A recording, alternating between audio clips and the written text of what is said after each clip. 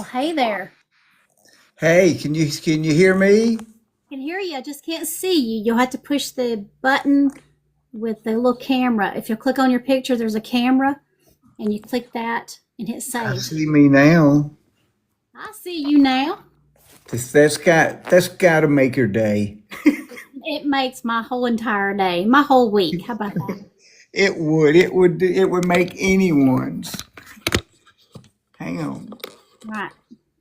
There. There Now, we go. how's that? Is that awesome? That is awesome. I am so happy to see you. Well, I'm happy to see you. We've been working on trying to do this a long time. We have. I'm just going to start saying this is Comic Talk with Cindy, and this is Comedian Killer Beaz. And your real name is, if you want to tell them your real name. It is Truett Beasley. And so people call me Bees my whole life. You know how they do with your last names. Oh, So yeah. way back in old timey days, I was a blues guitar player in Mississippi, and I would run out in front of whatever little band and do my guitar stuff, and the people that knew me would go, "That was Killer Bees," and the people that didn't know me thought they were saying that was Killer Bees on guitar. So that's how that name came about. And when I started doing stand up the last weekend of June 1982, I just kept that stage name. So neat, huh? Yeah, that's the year I graduated high school. 82. You really did graduate. You want us to believe that? I did, and I went to college when I was 50 years old, too. And then I graduated at 52. Well, that's awesome. That's very cool. My mama went to college after having four kids and actually got a doctorate in education, got her PhD. And so, and that was so cool, man. With that degree, she actually taught special ed in public school. And I thought, what a compassionate and amazing thing to have that much of a degree, but to do that kind of work. So she was very impressive. So anyway, people that can go back to school and do it, I'm impressed with. So congratulations on that. That's pretty neat. Yeah, that's been 10 years ago since I graduated. That's telling my age there, but yeah.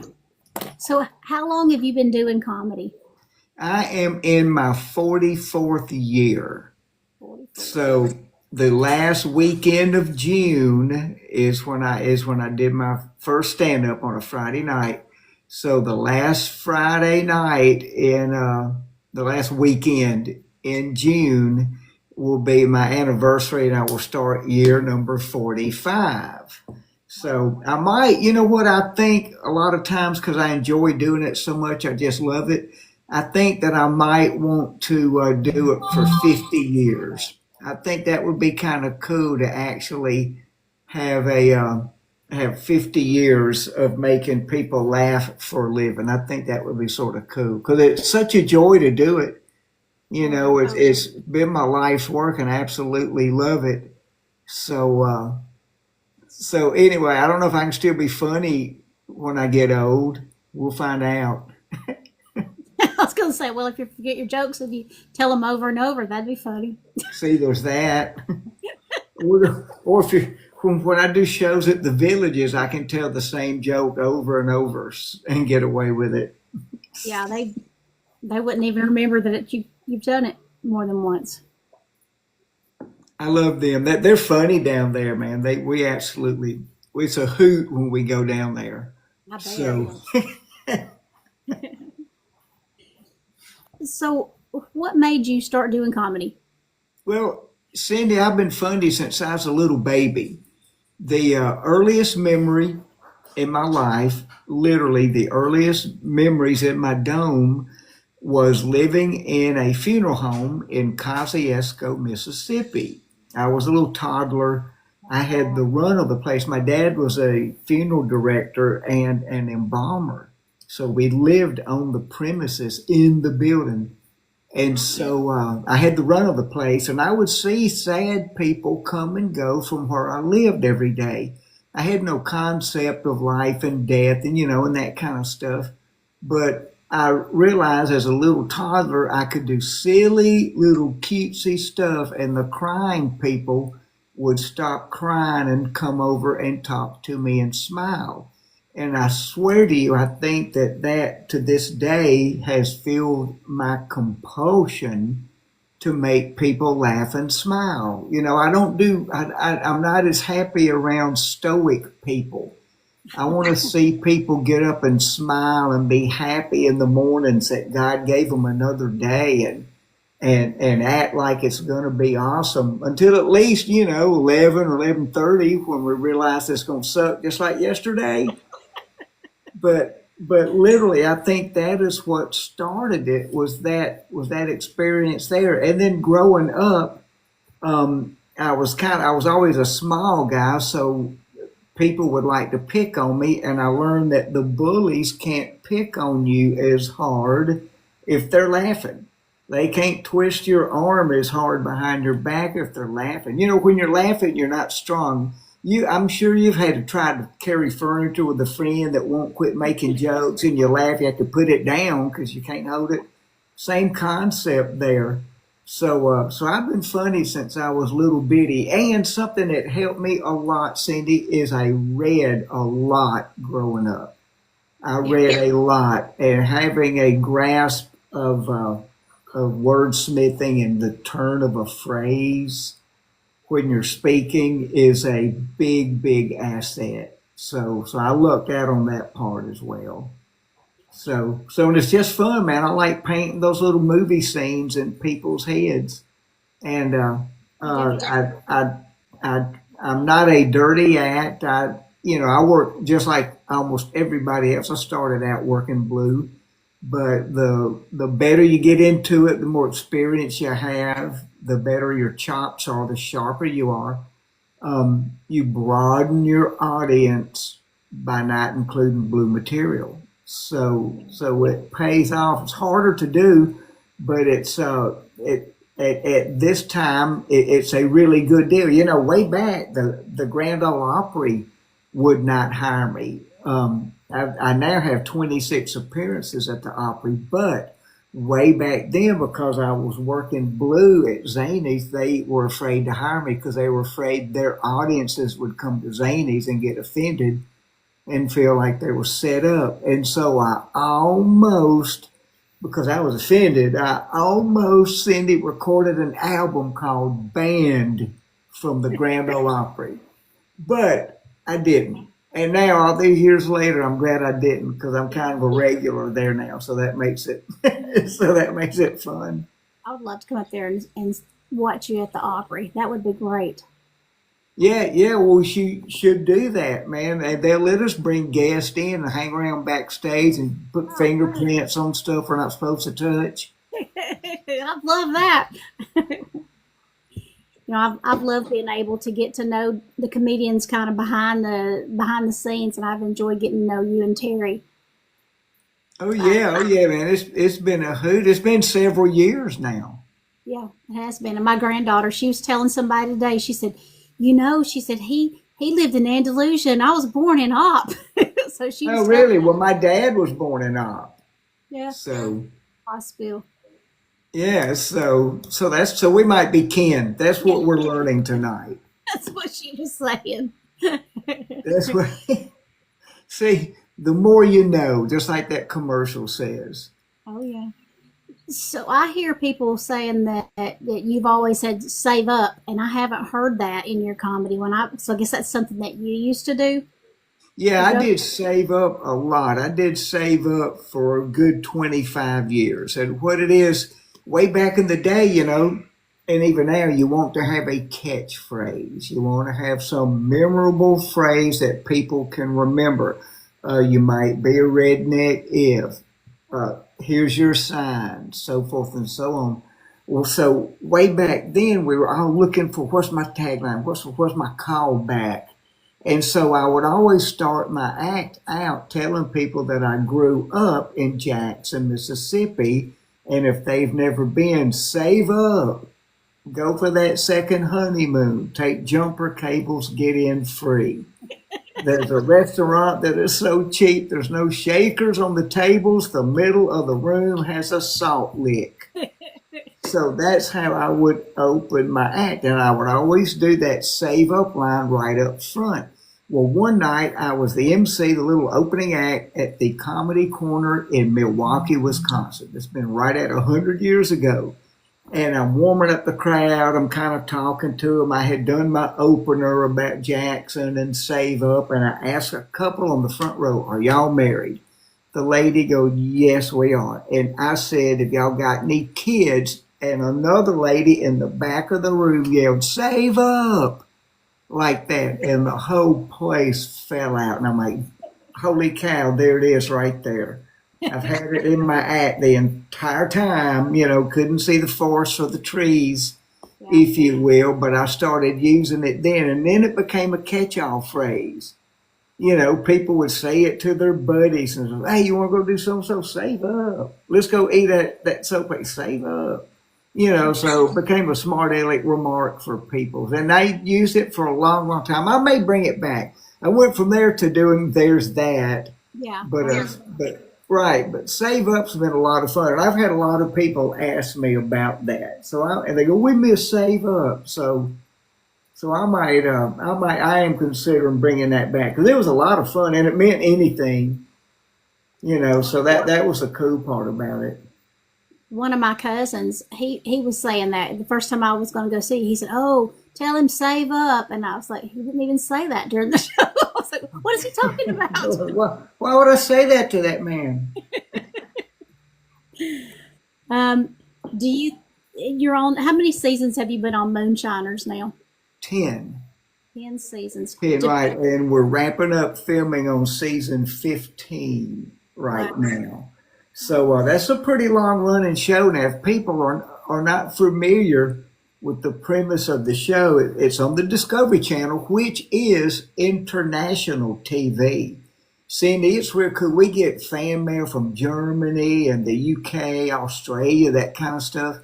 And so, and in some of these other lands, they'll call instead of moonshine, it's called like bush rum and stuff like that. So it's really, and people will send us pictures of their stills and stuff.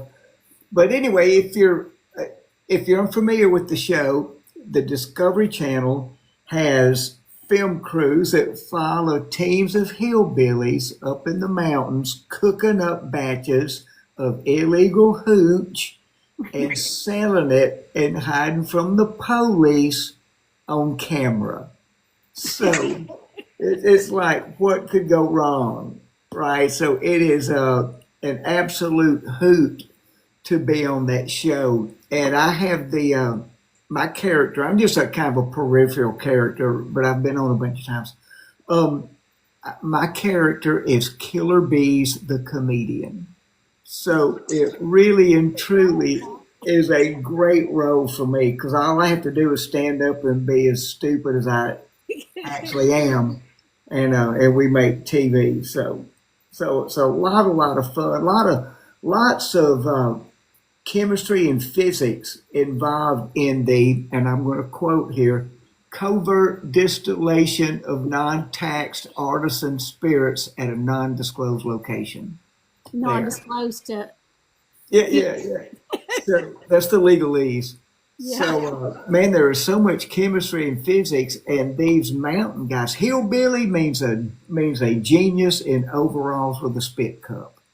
Because these cats, these women, these men are absolute brilliant, man. They're problem solvers. They fabricate stuff.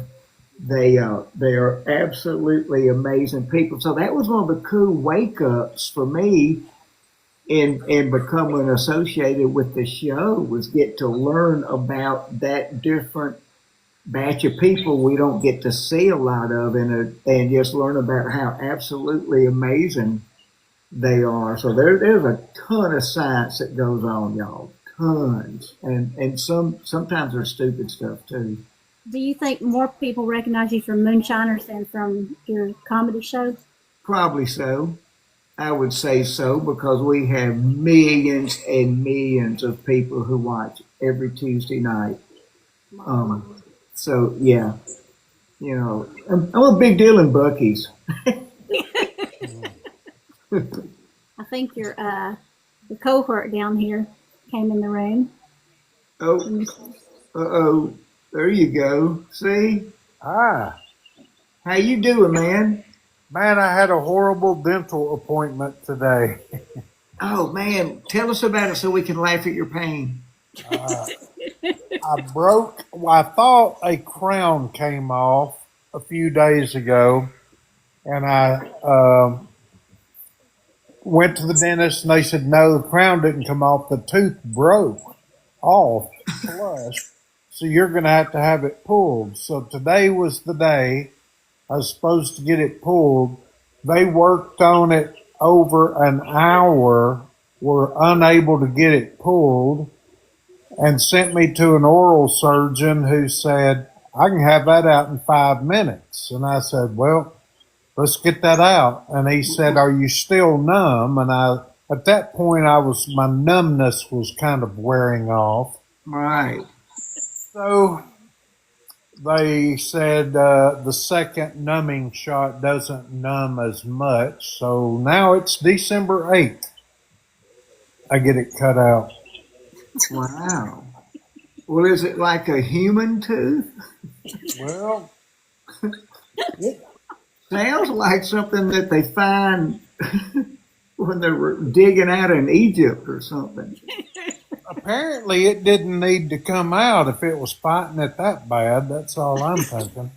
And they were on the right track if they had gotten it to within 5 minutes of giving up the ghost.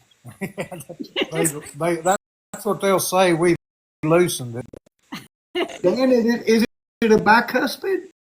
It's one of those in the back. Okay, I don't know what it is either. So I'm just trying to show off. So does it hurt when you laugh? Or are you still numb now? Oh, it's hurting now. I mean, an hour of just. Now they broke little bits and pieces off of it. It's still in there, but it was an hour of them tugging on it. Wow. And that's the second time that's happened. Once it was an hour and a half of them tugging on a tooth. Different dentist. And they said, you're going to have to go to an oral surgeon. I went to the oral surgeon. He had it out in 5 minutes. I don't know why I got to go through this dentist thing. Send me straight to the oral surgeon. You know? Right. So tell me this, what does, because I've not been through this, what does crowbar metal taste like? That's it. Kind of tangy. Like barbecue sauce. No, not like barbecue, like the fence that cow was in. Oh. So Dan, are you still numb? Did I ask you that already? It's starting to hurt a little bit, but they gave me some pain medication. Okay. Do you have a cone like your dog had to wear when you Nope. had his things taken away? He's up here laying on the couch, sleeping, totally impervious, indifferent to my suffering here. Wow. Well, we're not indifferent to it. We think it's hilarious. So, because we love you. We're your buddies. How long have y'all traveled on the road together, doing shows together? Couple of years. It's kind of a blur to me. But for the last few years, man, Dan is such a solid, not just such a solid act, man. He's such a solid person that it behooves us to try to work with him as often as we can.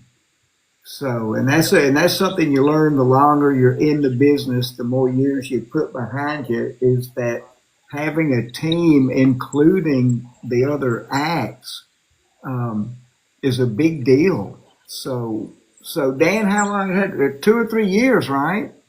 Yeah, it's been a couple years at least, maybe a little more than 2. And of course, I'd worked. We did 20 years ago when I was emceeing at Zany's every now and then. So Right. Well, and, yeah, and we've known each other a long time. We hit it off when we first met. You know, some people you just hit it off with immediately.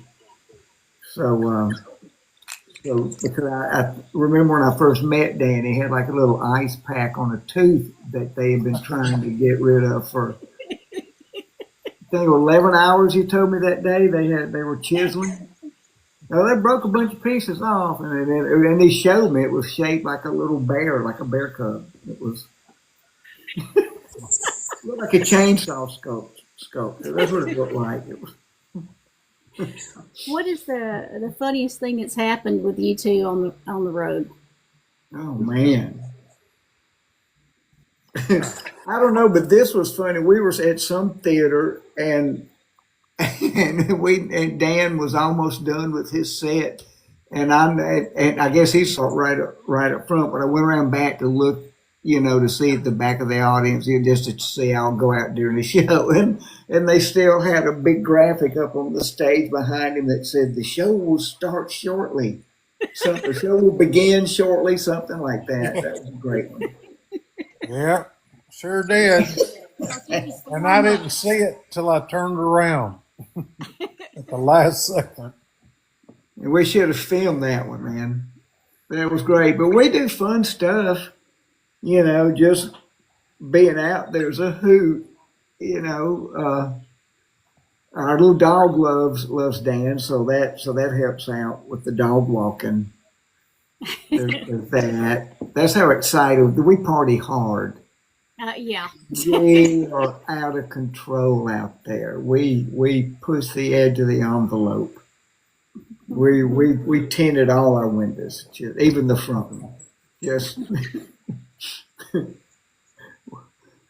we travel a lot when we're out touring because we don't get to stay in one spot. Sometimes we'll be somewhere 2 days. That's an added. That's if I go in early and do media. Other than that, man, it's do the show, pack up the next day, go to the next city, go to the next theater, do the show. So, but we go to some cool places, man. Some really old theaters that are just, I don't know, over 100 years old with all the old catacombs in the back.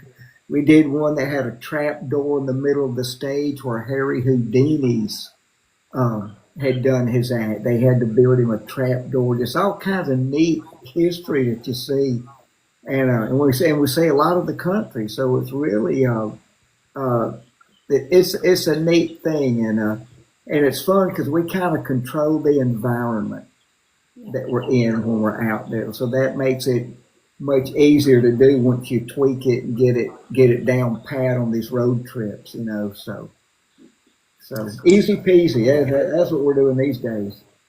That stage door that Houdini built, when they showed it to us, in a way, it kind of hurt me a little bit that he was just using tricks. Yeah, he didn't disappear at all, Dan. It was, and I struggled with telling you. Because I know how much you revere truth and honesty from the stage. Really? From the Howard a lot of them guys are just faking. There's that. So wait a minute. Does that mean that you two have your tricks too on stage? Now, see, we cannot reveal that. And people totally want to know, how did you get out of that big moonshine jar full of water while you were handcuffed and chained to the bottom? And we cannot, some secrets you don't tell, Cindy. I'm sorry, dear, but, and quite frankly, I'm sort of offended that you would ask me. that you want me and Dan to spill our guts on our wonderful show. Before Dan and his joke about about touching the bat and having the surgery. I remember one of the first things when I talked to him, I was like, I got to know something. Did that really happen? I was so curious because I could see it in my mind. I saw the whole thing happen, and I'm sorry. Go ahead. That's what's so wonderful about the storytelling comedy like that, because we can picture it as y'all are both telling stuff. You can see it happening, and so that makes it so believable.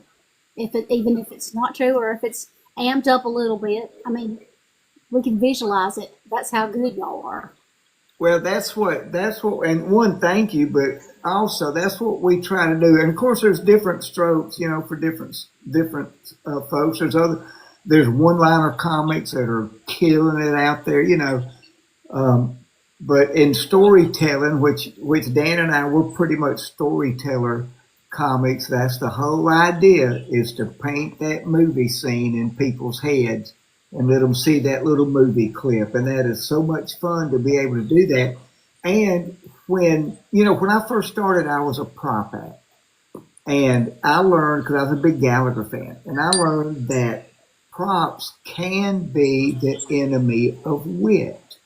If I was telling a story about fishing and held up a rubber fish that looked funny, they would laugh at that rubber fish. But if I told a story about fishing and told it in such a graphic and compelling way that they pictured the fish that's in their memory banks, then that bit touches them more. The one that they caught that flopped back out of the boat, or that one their child caught just last week. So that's what you want to try to do. You want to try to connect and let people's references be out of their own camera roll, if you will, or their memory bank. So that's part of of what we strive for. So, and that's my opinion on how you do it. And that was very well worded. Yeah. Thank you, sir. Thank you. That was. I mean, I've got the picture of that three-eyed baby in my mind. They're blue, but the eyes are blue, are they not? and so it looks like Diglett. So bless his heart. But his big sister's going to make all that acting, movie star money. Oh yeah, I can see the little sister being a little princess, and then the little. Oh yeah, she's a little Barbie. Yeah. Have you ever won a contest? I have won some contests. I certainly have. I guess, let me say, I was a 3-time winner of Showtime Cable Network's Funniest Person in America for the state of Mississippi when I was growing up there before I went to Nashville. I won, actually, the Mid-South Laugh-Off out of Zanies several years ago. So I've been awarded the Jimmy Durante Award by the Eagles, the foundation of the Eagles. Stuff like that, Yeah. I would have to admit to being, yes, award-winning comedian. You can add that to your billing, award-winning comedian. Yeah, I would have to say that. I don't flaunt it, obviously, because I'm very private. I'm a very private person.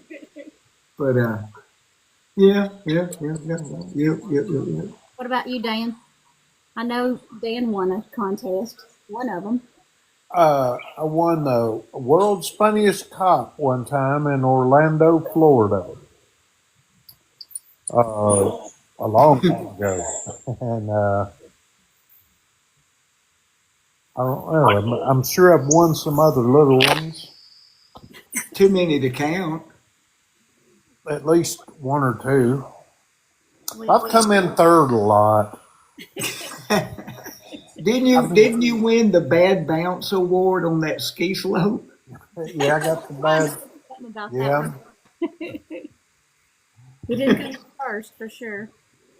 Yeah, I got to work with Beaz at his church down there in Mobile one time, and it was on a Saturday night, and that Sunday I go to church with him, and a lot of the congregation was there at the show.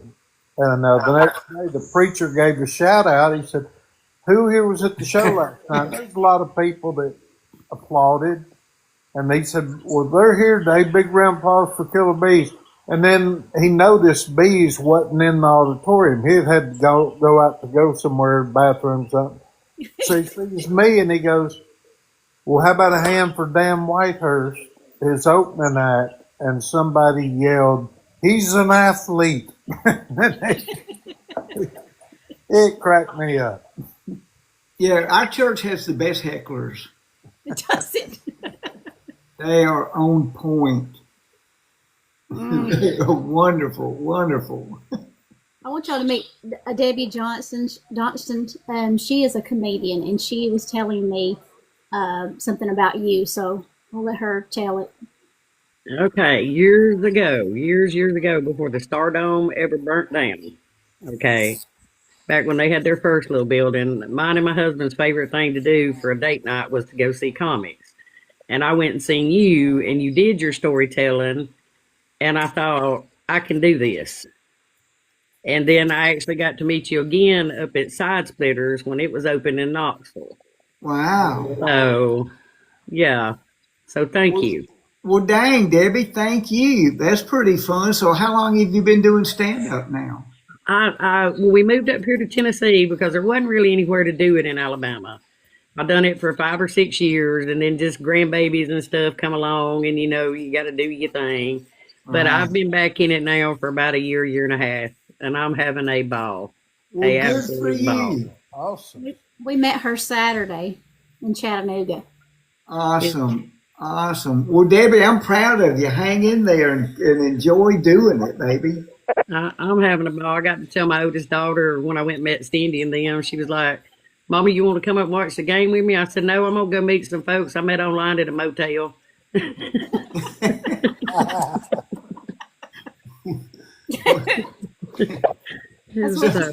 You got to do what you got to do. I know, it was fun. She came to the Dale Jones meetup. Well, not for the meetup, for the show that night on Saturday. And where was that? At the Comedy Catch. Oh, the Catch, okay, at the Choo Choo. Yep. Gotcha. Well, Debbie, I hope we get to meet again one of these days. I do too. I would love that. When you come up here to do some of the Moonshiner stuff, I have to come in and see you because I'm right up here in Sevierville. Oh, really? Yeah. Oh, awesome. Okay, well, you know where Newport is. Newport's, I think, exit 435. Yeah. Sevierville's exit 407. We're on the back side of the mountain that overlooks Pigeon Forge, near Cosby, over in there, Newport and Cosby. I know where Cosby's at. I'm up here in Sevierville behind the Home Depot. If you throw a rock over the Home Depot, you'll hit me. Sometimes they want us to film in Dandridge, but those people, their blood's a little too rich for us. That's fancy out there. They're just fancy. Them and Seymour folks, they got money. Yeah, if your gas station doesn't have the chicken strips, then you're in too much of a hoity-toity area. So, just stuff you learn on the road. So look for a hoity-toity gas station, right? And I'll tell y'all this, here's a pro tip. The best chicken strips on I-65 in Alabama used to be at the Yellowhammer truck stop at exit 69, but they've been bought out by foreigners who now cook their chicken strips in the same grease that they cook their fish in. Oh. And that's just Not good. that is not good. So if you're looking to go back to Yellowhammer for those wonderful strips you had last year, they're not there. So it's fish stick chicken. When I was a kid, I hated fish sticks, and I didn't even want to eat regular fish because I was afraid it tasted like a fish stick. It took a while before I could eat farm-raised catfish. When I was doing shows on cruise ships, every Tuesday they would have what my wife and I would call fish stick shrimp. It was these little pieces of pressed together minced shrimp pieces smushed into the shape of a shrimp with a little tail stuck on the end of it. So they had fish stick shrimp on Tuesdays. Thursdays they had bloody turkey. It was Bloody Turkey Thursdays on that same ship. And Wednesdays they had maple glazed pork chops. Those were the best of the week. So just share it with you guys because we're best friends. I'm an open book. Did you have to be clean to do the cruise ships? You do not have to. As a matter of fact, when I was doing those ships, Debbie, I worked with Carnival. I did 188 of those cruises, and the guys that are out there doing it, a lot have done thousands. But at the time I was out there, I haven't been back out since COVID. I've been on land. They required 5 performances each cruise when I was doing it. The shows were only 30-minute duration, and you were required to do 3 adult shows and 2 family-friendly shows. And you could repeat the 2. The family-friendly show could be the same show done twice. But the adult shows, you need 3 different adult shows. So you're going to need about 2 hours worth of stand-up if you repeat one of the PG shows. Now I did 5 totally different shows every cruise, so that was 2.5 hours. But once again, you're required to do adult shows and you're required to do some family-friendly shows. So, and they keep you in the bottom of the ship. I tell people on stage, they go, my cabin when I was working ships was so low in the bottom, I could hear the sonar ping from enemy submarines. So, Fun though, did you get to see some stuff and do some stuff? Yeah. Oh yeah, man, all over the place.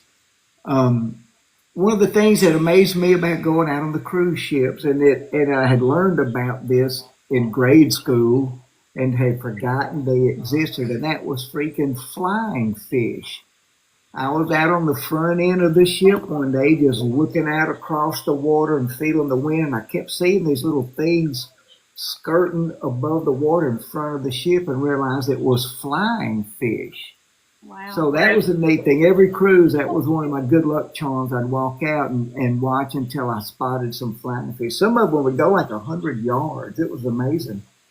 But I've seen whales out there, dolphins, barracuda, all kinds of weird storms. You know, it's out of the middle of the ocean is the only place you could be where you can turn and look 360 degrees and see nothing but flat. Not a phone pole, not a tree, not a bush.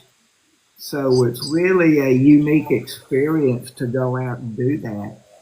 And, you know, we went to all kinds of, I went from all the way out to the Lesser Antilles, to Belize and Honduras and Puerto Rico, just all over the place. It was a neat experience to get to see all that and get to do all that. Oh yeah. So it was really cool. It was really neat. Kind of my goal. I would love to do some cruise ships and just travel and see some stuff. Hey, they hire couples.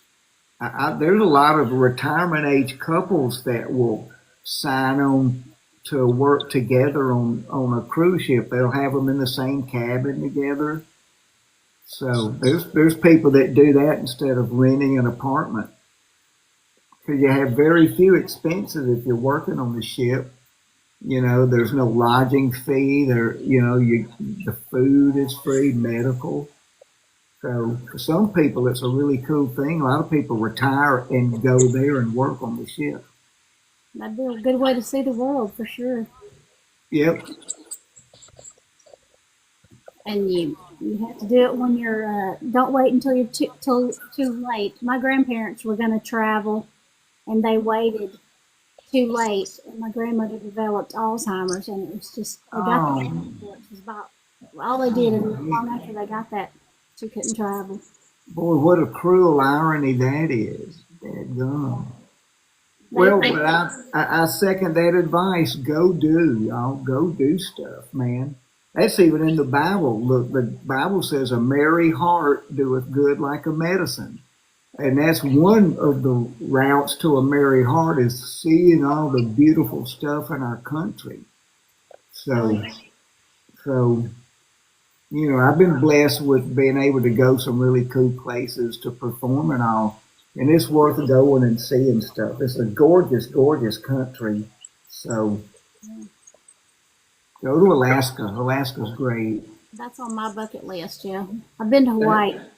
That's a fun one. A guy that had a comedy club in Oklahoma City moved to Anchorage, Alaska, and opened a comedy club and flew me up there to work his comedy club. That's how I got to go. And that place is a paradise, y'all. Every direction you turn your head is drop dead gorgeous. It's like being in a National Geographic special. It is really, really cool. During the summers, it gets up into the upper 70s or the 80s. It'll get down in like the mid 40s at night, but it gets warm in the summers. 22 hours of daylight in Anchorage in July. It is the bomb, man. That's my favorite place in the world to go. I'd never know when to go to sleep. But you don't want to sleep. I have a hard time sleeping anyway. Yeah, because everywhere you look, there's a moose walking by, or one time we were there during the summer, and they go, man, if you want a great view of Anchorage, drive up to so-and-so ski lodge. It's closed middle of summer, there's no so. And turn around and you can see the city. It looks really cool, and the inlet and all that stuff. So we're driving up this little dirt road in a big RV, and way up ahead of us, this big black blob was in the middle of the road. And it was slowly going across the road, like, what on earth is that? And we get closer and we notice, Cindy, that its silhouette was changing. It was kind of a square, then it was like a long rectangle, then it was had a thing like, what on earth? We got close to it. It was a freaking giant porcupine. And it was like 4 feet long, and the quills were like 3 feet or so. And every time it would take a step and its shoulder moved, the quills would fall to the other side of its body. And so that's why the silhouette kept changing the entire time. So it was not a shapeshifter. We were hoping for that. But it was a giant porcupine. So, wow. So there's that. There's that wonderful story. Wonderful. Save up. See, that's how. Yeah, one of my cousins is in here. I'm going to bring him up. Because he said that he's went to tell me about Save Up. Gotcha. Let me find him here.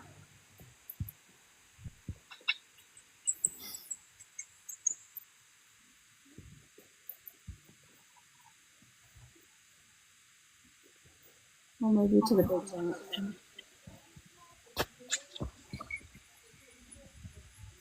Hey, Tim. What's up? Tim, what up? Hey, Save man. up. Good to see you again. Well, good to see you, man. Thanks for sharing Save Up with Cindy. She has so much to learn. Does she? I was telling her about our the last time I was together. I gave you that idea. You needed to make what they call the Killer Beaz shots and put them in little packages and make them blue. So did you ever do anything about that?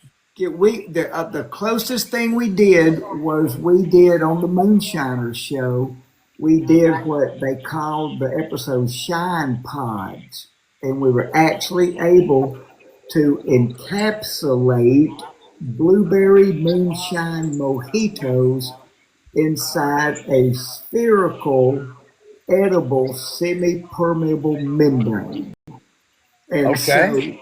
But you had to keep it in the distillate, the same moonshine, the same spirits that were inside of the sphere. They were about the size of a golf ball. Yeah. Because the liquid could move back and forth, and if you stored them in water, it would lower the proof of your shine pod. Well, that would be a nice pop as soon as you put it in. Oh yeah, man. They look. Each one had a blueberry in it and a piece of a mint leaf in it, and Nice. 108 proof blueberry moonshine. It was really. We did a whole big episode. Took us a few days to shoot it. Now, let me ask this question. I always wanted to ask you this, and I forgot that night. Out of all the episodes you did, can you reveal which one of the episodes you got a little too much moonshine and then got a little bit free with the Killer Bee? Dude, we did an episode one time that did not air. It was tentatively called Bird Watcher because if you took one shot of it, all you could do was lay on the ground and look up at the sky. Yeah. So Mark and Digger, we already had 3 different stills, and we were trying to go for the single highest proof jar on one run. We couldn't do a stripping run. We couldn't, And so the crew, always professional people. Our field producer, always professional. Anyway, they decided they were wanting to taste this as we were shooting throughout the day, and everybody got just killed from it. Just murdered from it. Matter of fact, one of the directors staggered over and fell over in some bushes, and we're all like, we're going to have to go get him. We're going to have to go get him. So and the bugs were out, man, middle of some of they killed. Everybody was incapacitated. I just put it that way. We just had to turn the cameras off, all that. But anyway, we said, man, let's go get our director guy. I don't want to say his name. And we went over there, y'all. Look, we're picking him up, and it's just one big web. He is what the medical profession would call eat up with bugs and stuff. So we're picking him up. Yeah. There's like these little bugs on him. I'm wiping them off, and I look close. It's freaking drunk mosquitoes. They have sucked so much of his blood they couldn't even fly. That's pretty bad, man. Yeah. So you won't hear about that. Yeah. I think they just scrapped all that footage and everything. So I had one Christmas growing up with my grandfather's cousin made moonshine, and I didn't take but just about maybe a quarter of a quart, and I missed the entire Christmas and the next day after. I don't even remember. My grandmother was very angry with me, woke me up, and I asked her, I said, okay, well, let me go and take my shower before everybody gets here for Christmas. She said, baby, you've already missed it by day 2. So that's some rough stuff. wow. You can clean a carburetor with it. So get all that grease off them brake pads. Yes, sir. Yes, sir. So what's the big venture that you're working on now? Oh man, we got a lot of stuff in the works right now. We have a TV series coming out pretty soon called Killer Beaz Presents the Comedy Buff. That's coming up. Waiting on my next round of dates for the Grand Ole Opry. So that's been a lot of fun doing that. Particularly that being off work for a few weeks because we tour really, really hard. So we're doing that. And then we've got some other projects that are really, really cool too that I can't divulge yet. So it's really even though I'm off tour, I'm not off work, if you catch what I'm saying. Yeah. Well, we love you here in Alabama, and especially in Dodge City. I love you, Cindy, and I'm going to have to bug out. Killer, keep on going, brother. Thank you very much, brother. Good talking to you, Tim. You too. Love you, Cindy. I had to mute Dan. I think we could hear his TV. You did what? I think that noise was coming from Dan's TV. I muted Dan, and that noise went away. I think it might have been. Wow, we're gonna have to put that cone on him. It's Pepino's cone. Pain medicine's taking effect. Yeah. Bless his heart, man. He must have like a big caveman tooth up in his head. You know, and he may be like just one tooth, like about 4 inch long, just a big wide tooth. So I don't think I've seen one like that. yeah, I'll try to get a look inside his mouth next time we're out working. When he's doing that Tarzan yell part of his act, I'll see if I can shine a flashlight down in there. See what the molars are up to. What is one thing on your to-do list that never gets done?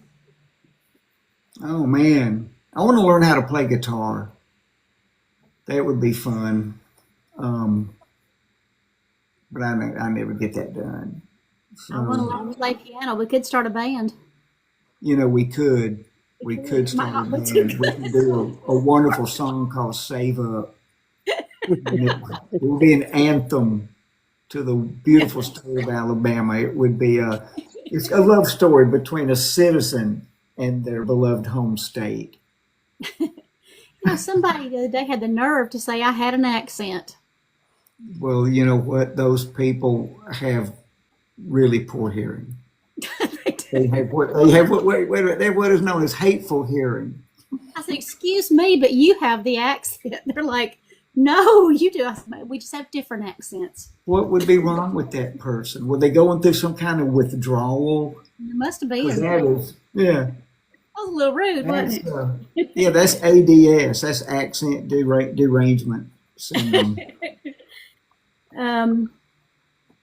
Is there anything? Well, what is one thing that people always ask your help with, or do people They ask like for you? me to take their luggage to their room. And sometimes after a show, they'll have me call a cab for them. And Sometimes they need things burned, and somebody has a flamethrower. oh, well, there is that. There is that. By the tell us? way, I don't want to spill the whole thing here, but I do indeed have a flamethrower, and it is it's a real flamethrower. It's a flaming gasoline spewing flamethrower. It's not one of those propane ones that girls use. It is a gasoline squirting flamethrower, and so we talk about that in my show. We tell some other moonshiner type secrets in my show. Marital advice in my show is pretty much anything you need. You can come to a Killer Beaz show and either get it there or tell your friends, oh, that wasn't what I came here for at all. Either way, it's win-win. Oh yeah, I mean I can watch it over and over and over and still laugh just as hard every time. And my, granddaughter, she comes with me sometimes, but she'll say, "You already heard those jokes. Why are you laughing so hard?" I said, "Because they're hilarious." And she'll say, Now, "You're I so met her, didn't I? huh? Didn't I meet your granddaughter? You did." Okay, was that in Chattanooga possibly? Chattanooga, and seemed like she went somewhere else. Oh, we just recently saw you in where was that? At the place where they had the food truck and the little tent set up outside. Where was that at? I'm trying to remember.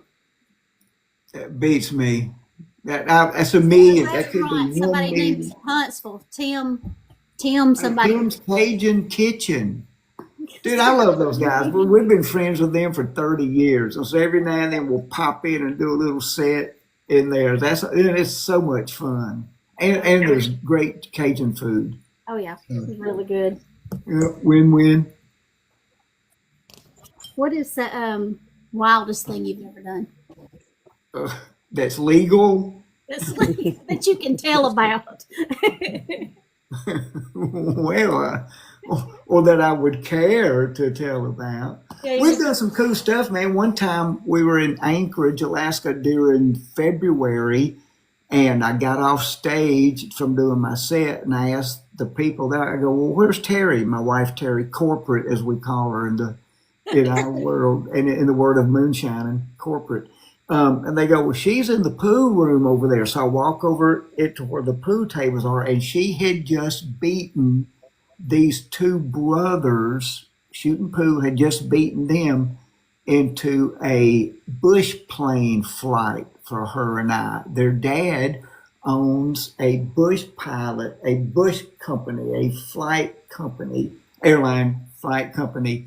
And so they took us on with them to deliver mail, green beans, and toilet tissue to 3 different Eskimo villages. I guess Inuit Indians, I'm not sure about that. But she actually won this flight. So we get up the next morning and go, Cindy. February in Anchorage, Alaska, 17 below, something like that. And we climb in this little airplane. There is ice on the inside of the windows. And duct tape all around the seams of all the windows and stuff. And the guys are trying to crank the plane, blah, blah, blah, blah, and going, Daddy said we could use this plane today. This is our best plane. We're like, oh my gosh. But we did that, man. We took off on snow, landed on snow, went to these, to the Eskimo villages, delivered the stuff. And so did the whole big round trip and came back. And it was really cool. So we get to do some cool stuff like that in our travels. So that was very neat.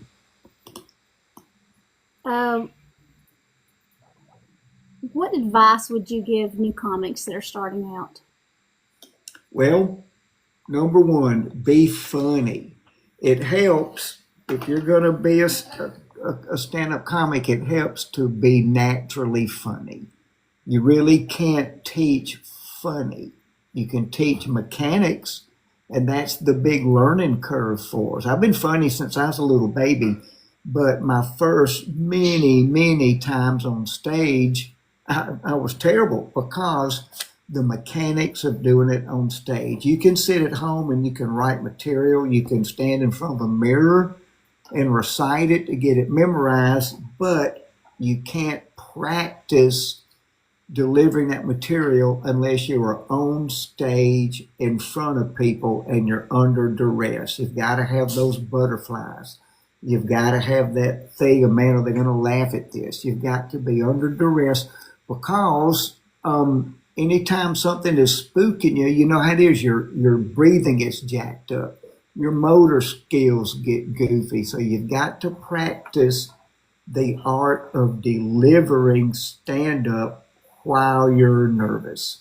And you've got to be willing to have your heart broken 1,000 times as you learn what to do and what not to do. There's so much of this business, this art form, that is learned by doing it the wrong way. And it's a painful lesson. So you've got to be willing to have your heart broken 1,000 times and not give up. In order to do that, you've got to believe that you are funny.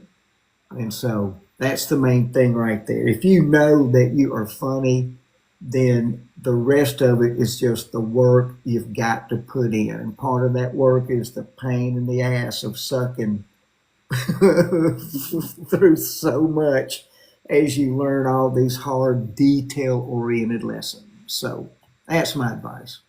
I always think I'm funnier on my way home from the show. I think about, I guess I'm running the jokes and stuff through my head that I've heard, and I make myself laugh a little bit. And I think, I don't know if anybody else would think that's funny or not. Yeah, there's the rub right there. That's the part that hurts, man, is we believe it because we came up with it inside ourselves. We wrote that bit. We envisioned it, and so if it doesn't work, it's like, oh man, I suck. I'm an idiot. So that's, that's how this business weeds you out. Hurts your feelings enough that no matter how talented and great you are, you'll give up. Yeah. That's what you got to watch out for. I like being behind the scenes and just doing things like this to draw attention to comedy because I really think it's a wonderful art form, and I want as many people as I run into. I talk about it all the time. They're like, why do you always talk about comedy? And I said, because it's just a wonderful thing. It got me through the pandemic. Right, and it's biblical. Yeah. It's biblical. Be happy, a merry heart. Do it. We call it laughter doeth good, or whatever makes you Mary, whatever that is, be doing that. We're directed by God to be happy like that. So you'll be healthier. Oh yeah, I laughed so much during the pandemic, and that was one of the saddest times. I was by myself. I wasn't working, and I went to a birthday party that there was a comedian there, and I got called up on stage to buckle him into a straitjacket. And from that moment on, I was curious about comedy, and during the that was right before the pandemic, and so during the pandemic I watched podcasts, I watched all the dry bar comedy specials, I watched everything I could get my hands on, and just learned to appreciate it. So, well, it's a very fun art form, and I'm honored to get to do it, and what a blessing to do it at the level and for as long as I have. So that's really cool. oh yeah, and to just imagine doing that for a living, it's hard to it. It's a wonderful thing that you can make people laugh for a living. It is. It is, man. And sometimes I take it for granted as, what a gift that is to get to do it. But, here we are, man, still going. So I'm all in.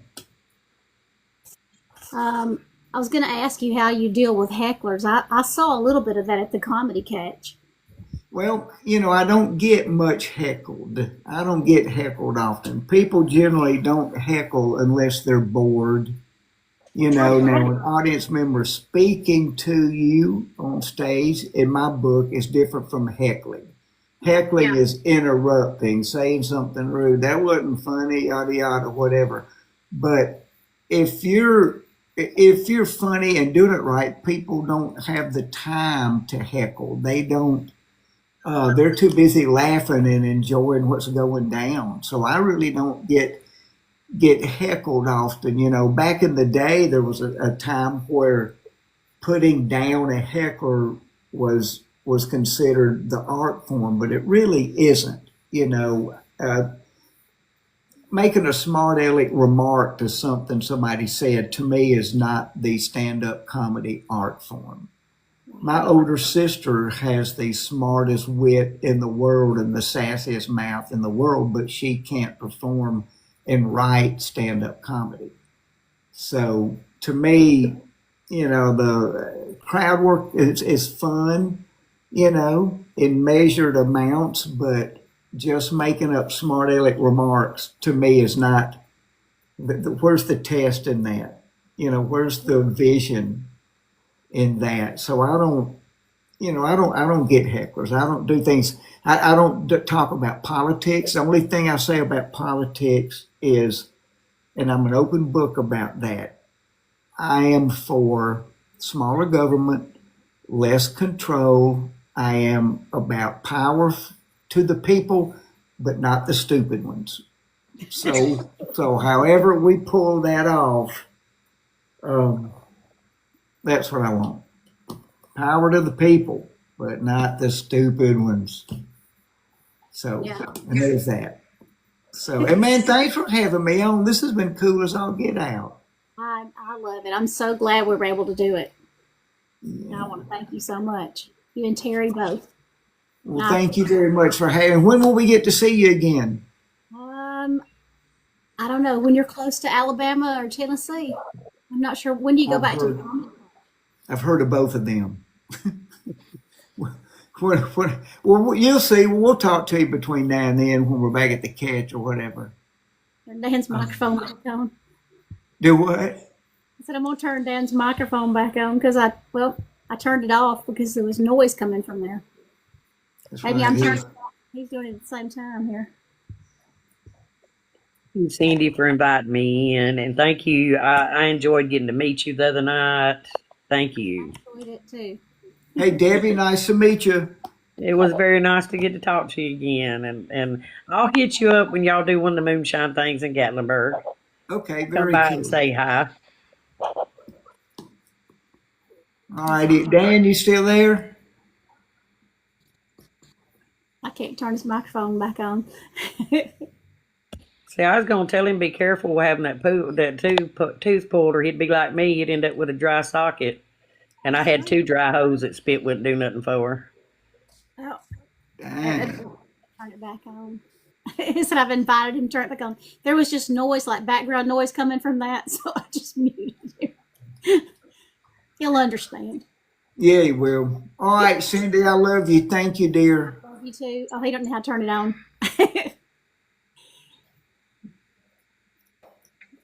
He didn't know All how right, to. you there? It's the little microphone button. You just push it, Dan, and then hit save. You have to tap on your picture or something. It might be at the bottom of your screen. I'm not sure. You know how he is. Technology Right. gets the most of him.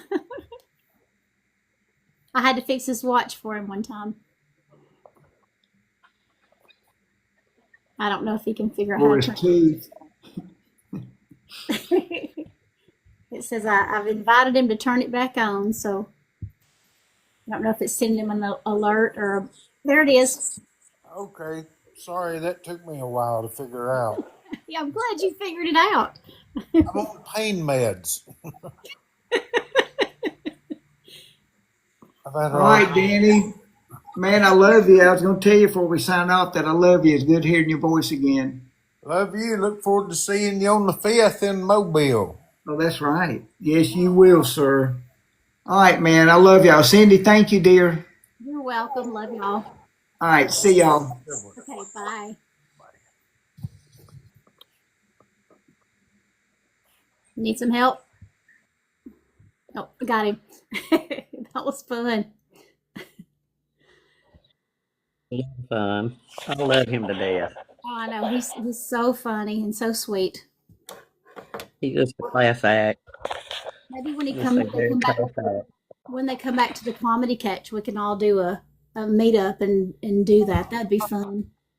That would be so much fun. It really would. And I did. I enjoyed coming up there and getting to meet y'all the other night, and that was amazing. Thank you. You're welcome. Like I said, anytime you're gonna be at the comedy catch, I'll come flying up there. I don't care. Okay. That was And you'll have to throw me out because I ain't tech savvy neither. Big, and you want to come up in the box? Good Biggin's a comedian also. Is he? He's about to get back in it again. Where's he from? Hang on, let me see if I can get him up in here.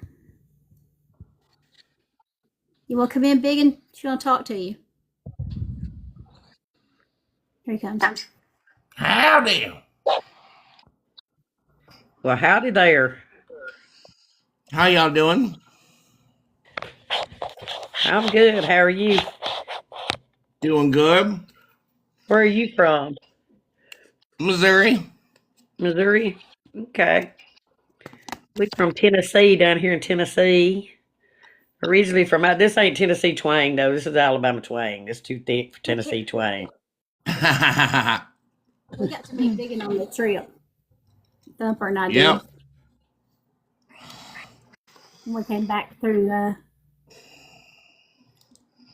does it say to load me?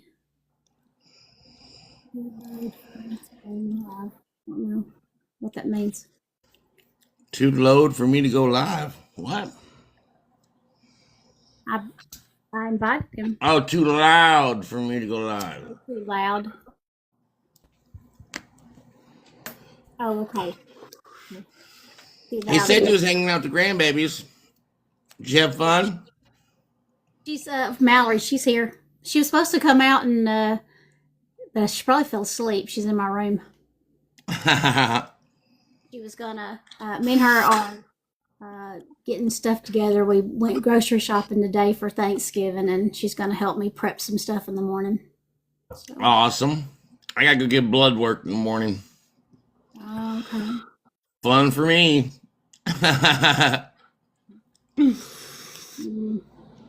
Lord, I thought the grocery store today too. And I was like, why did I wait so long? And I had the grandbaby with me too. I put Judy Poot in charge of my list. I'm like, look, you got to keep your laws in line because you got to go down the list. I'll forget crap and have to make 92 trips if you don't keep up with this mess. But she's 10, so she thinks she's doing something when she gets to do that, you know. My granddaughter's 21, so she's never cooked Thanksgiving before, so she's going to help me. She's going to learn. I let her pick what she wanted to eat, and so she's going to learn how to make that stuff. She'll learn how to make dressing. Ever since she's been a little, when she was little, she didn't say dressing. She'd say, Grandma, can you make some dresser? We called it dresser for the longest. So now that's their name for it, dresser. One of my thrift store outfits I bought the other day for $1. Love it. Thanks. Love some thrift store, girl. I do. I feel like I've been hunting or something when I find a bargain that and somebody will say, "Oh, I like that," and I'll say, "Oh, and I got it for $2 too." That makes it even better. Oh yeah, a fashion show of my thrift store purchases. We could do that. We could do a thrift store extravaganza. Yeah. I don't like to buy anything clothes-wise new unless I've bought shoes used, but I like new shoes, and I like, of course, my underwear and stuff. But as far as jackets and shirts and pants and dresses and all that stuff, I like buying it. I like to go on Dollar Day and see what all I can find. Sale. Goodwill bins, and me and Thumper dug through Goodwill bins and found all kinds of stuff. We even stopped at one on the way back from our trip, but I just wasn't feeling. I didn't feel good coming back. I was so tired. Give out. We see it tonight. Huh? We see it tonight. He's in the chat down here. Thumper. The one that was too loud. He said it was too loud. Okay. How you doing? How you doing?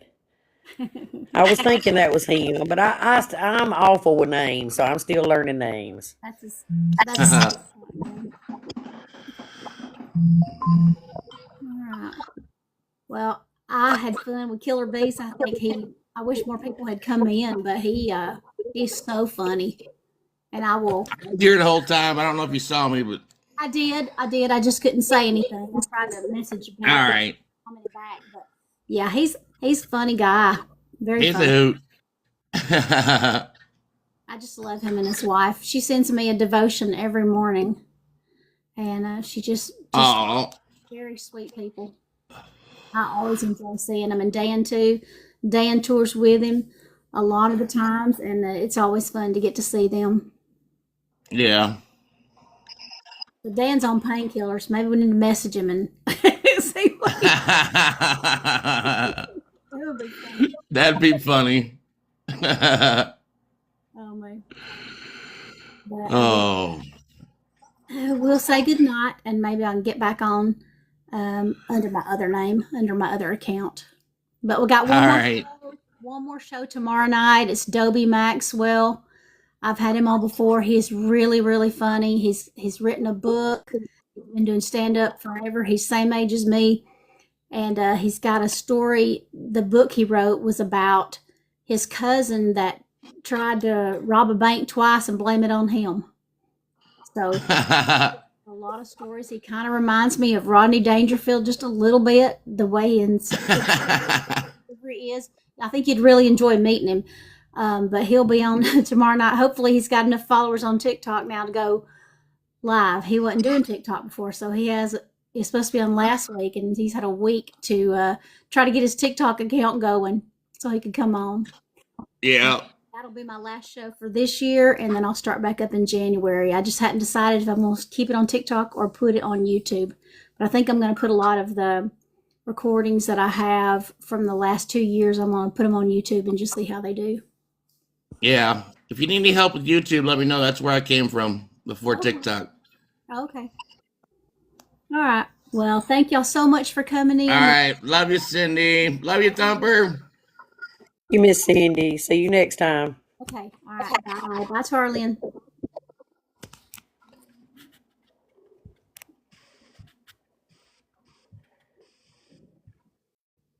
Bye, y'all.